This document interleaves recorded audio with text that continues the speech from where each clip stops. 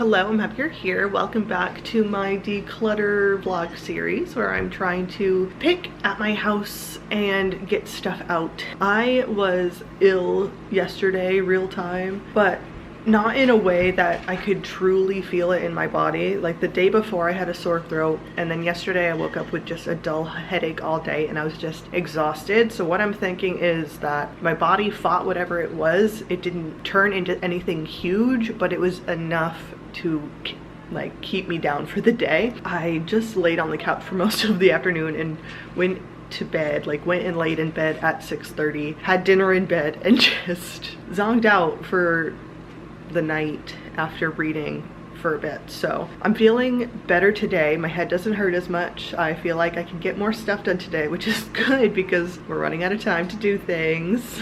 Of course, we'll do the best we can. Today, both the kids have school. My idea is that we go down and we get the stuff that I had sorted in the last video and we take that to Goodwill. Maybe we'll throw some other things in a box before we go, but we're not going to fuss over the other things that I haven't gone through, and we'll just take what we have. Because again, this is not about perfection. This is just about doing any action at all to make our space a bit more functional. But this is kind of what I've got going on. This is still an absolute mess of toys.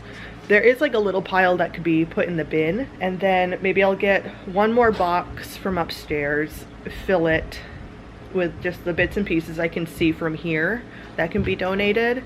And then we'll take this box, that box, and the new box to Goodwill today. And that will be our thing. And then maybe this time we can try to get my eyebrows done again. Maybe we can try to do that because I need assistance.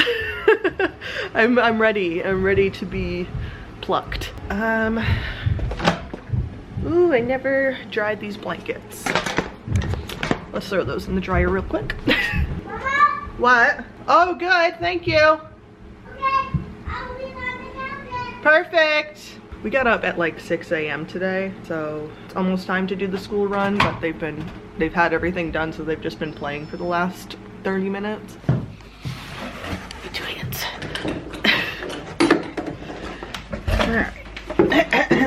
So grabbed just one more box because like I said, I'm not gonna try to pack up everything down here, but I think I can do one more box at least. And then we'll get going. It's still a bit overwhelming. I just finished listening to the second Legends and Lattes book, which I guess is a prequel. It's Bookshops and Bone Dust, which is a prequel book to it. And I just love those books. They're so fun. They're so cozy. Like, you know that everything is gonna be fine in the end. And I'm really enjoying them. Oh look, more of these freaking blocks. So many of these. What if I get a Ziploc bag?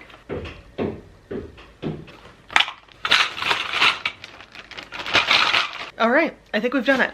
I'm gonna tape this up. I'm gonna take these out to the car and then we'll get on the road. The trunk is full. We are gonna take the smaller car. This is our second Goodwill trip of this series, and the last trip admittedly had a lot more things, but again, small steps are still moving forward. Some progress is more than no progress, so that's what we're gonna do. And I should not be this out of breath from carrying 3 boxes up the stairs. Stuff dropped, easy peasy. Now let's go see if I can get hair plucked from my face. And what do you know? Still can't do it. Oh, another day, another fail. I have to get back into tweezing, which was not good for my 8th grade eyebrows, trust me. I'm surprised the hair grew back in. I almost lost my eyebrows to the early 2000s. Yeah, not getting them done today. What can we do in the meantime? Because I have even more time today than I did the last time we had come out and I tried to do this, which I think for me was last Friday, because it's Friday again. How did that happen? Since I'm out and it's like 11:15, I've got about an hour to kill. I don't want to go back home because my weeks have been flying by so freakishly fast. I'm sure a big part of that reason is because I am doing the same exact things every day. Things aren't getting like mixed up. We're not doing new things. And what I'm about to suggest isn't quite new either. Oh my gosh. I picked up this, now it's just a scab, fun. Last time this didn't work out, I went to Bull Moose and looked around some books. I am still suggesting we go look at books, but there is a used bookstore down in like the Main Street area, so maybe I do a little walk around and then grab like a little snack afterwards and then go do the school run. This is the type of bookshop where it's just piles of books everywhere. Like, you don't even know what's in here. The person who owns the building doesn't even know what's in there. Let me just make sure that they're open. But there's like a more curated bookstore above. I don't know if these are the two different bookstores on top of each other or if it's the same bookstore with different levels.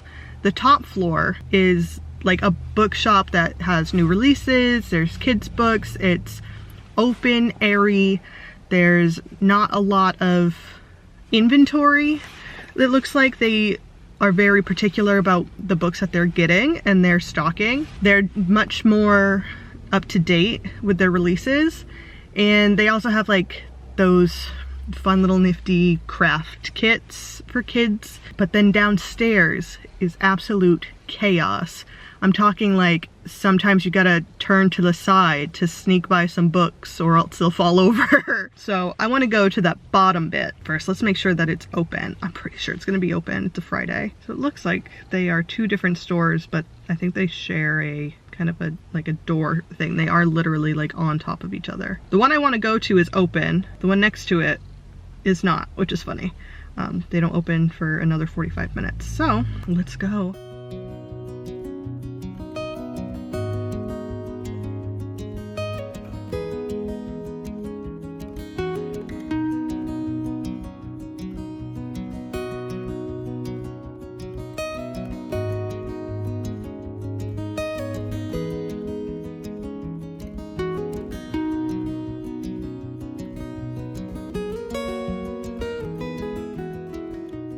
I love a shop like that. It's always full of surprising little treasures. You just have to keep an eye out for them. It's the same feeling I get when I'm walking around an antique store. It's just so much that those things have seen. So many people it's passed through. And I like to imagine what it must have been like when it was new. I did leave with something. I bought The Outdoor Girls in Army Service by Laura Lee Hope. It was to Doris from her Uncle Arthur and her Aunt Grace.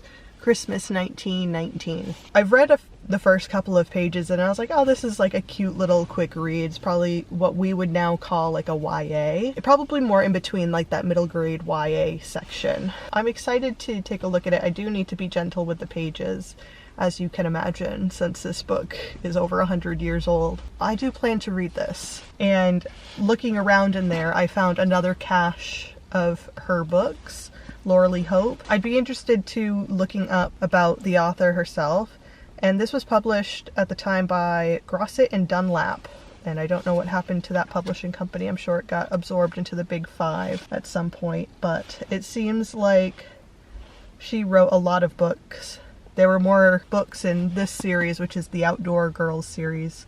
This is book 1, 2, 3, 4, 5, 6. This is the 8th book in that series, and I found the 11th book in there as well. And then she also had a series called The Moving Picture Girls and the Bobbsey Twins series, which some of those were in there as well. And yeah, this was copyrighted in 1918, and it's books for girls. So I'm again assuming that middle grade section, and I'm just very interested what was the fiction that girls were reading. And I want to look up and see how popular Laura Lee Hope was. Obviously popular enough to be a Christmas present. I also opened up one of the books in there, another one of hers, and it also had like a Merry Christmas type of letter. So people, when they bought books for you, they put the information on the inside of the book, and I think that that is just also a nice little time capsule that happens. And I just love finding the names in books. I found a Carissa. She was in a 1968 printing of a Dr. Seuss book, and there were just countless other names in there, but something about Doris getting this for Christmas from Uncle Arthur and Aunt Grace just made me want to pick it up. It was away from all of the other Laura Lee Hope books as well, so I don't think I want to set it on the shelf with my other books because I can't tell what the stuff on the book is, if it's mold, if it's contagious, if it can touch my other books or not. So it will be on a different shelf until I get around to reading it, but I'm excited. Now I'm gonna stop probably at like an Irving or something, grab myself a snack, maybe a little drink, and get Pop a little snack as well for the ride home because she gets cranky at me if I don't bring her a snack because she was already not having the easiest of mornings. Be good for Grammy. Bye. Bye. So where are we going? I'm driving. Oh so. yeah, you are driving. Cool. Let's get on the road. That's a good start. All right, out to dinner. My mom's over. Date night. Oh, sorry. I was gonna go touch your face. Sorry. Don't touch me. We had a nice little date night dinner. Hello, can you see me? I feel like I indulged without overstuffing myself to discomfort, which is new for me.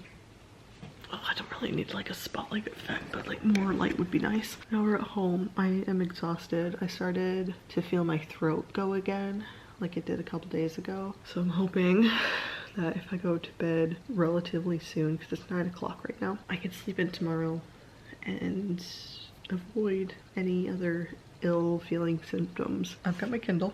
I'm gonna read until I'm tired and I'm gonna fall asleep. Thank you so much for watching. I hope you're enjoying yourself and I'll see you tomorrow.